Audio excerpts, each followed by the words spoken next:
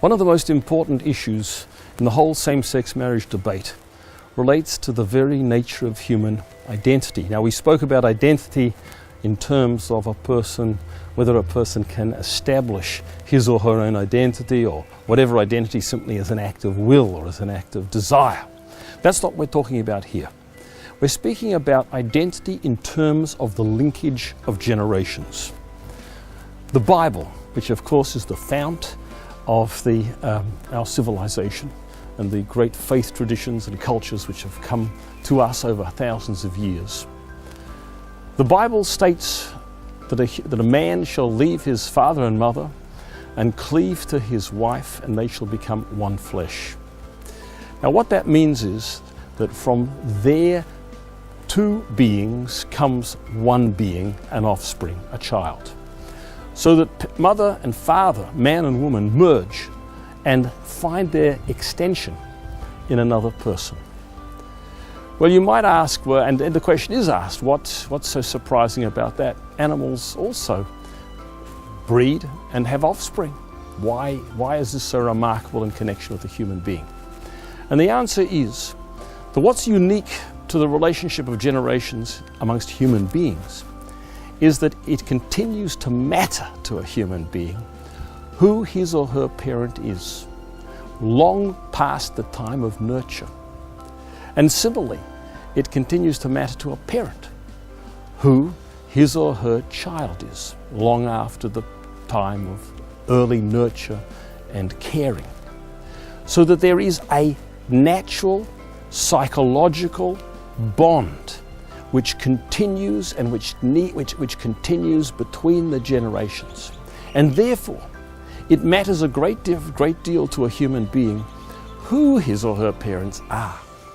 The desire of a human being at a very deep level is to know one's own parents, so that the education which he or she receives is something which is connected to an essential bond between them and expresses an essential bond between them. Now, in homosexual marriage, of course, this cannot happen, because the offspring of a homosexual couple will never be the one flesh union of both of them. Either it will involve the gametes of one only, or perhaps even of none of them. And where surrogacy comes into the picture, the matter becomes even more complicated. But what happens is that in order to provide same-sex couples with offspring, one has to commission the production of children.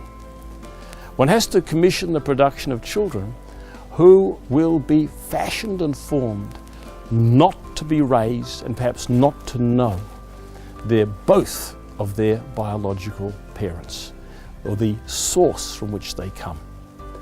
This is a significant deprivation in human identity.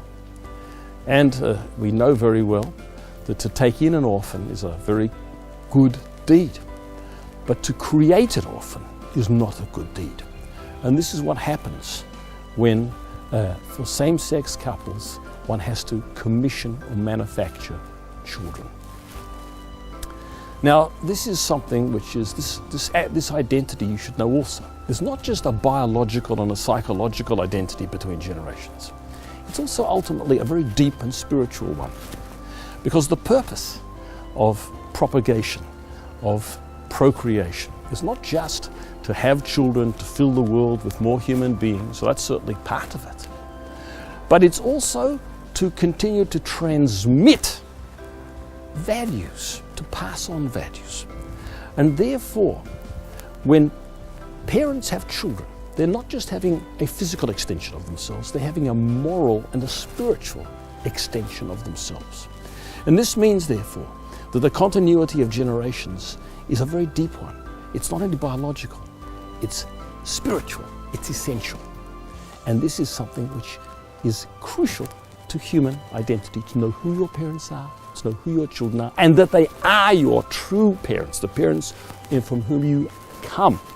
And the child is a child whom you, together with your spouse, has actually produced. Now, this is we've spoken about this maybe primarily from the standpoint perhaps of a child. We've mentioned also the parent and the child. The child needs to know from where it comes and of whom it is an extension. And the parent also wants an extension. And if I may say so, this is a further reason actually for helping and offering assistance to all of those homosexuals who genuinely want help, who could, and who for various psychological or cultural or other reasons have come into a homosexual lifestyle, which in the depths of their being does not resonate with them, in which they find a deep resonance, because they too need this. They too need an extension which is wholly theirs. This is a need not just of the child, it is a human need.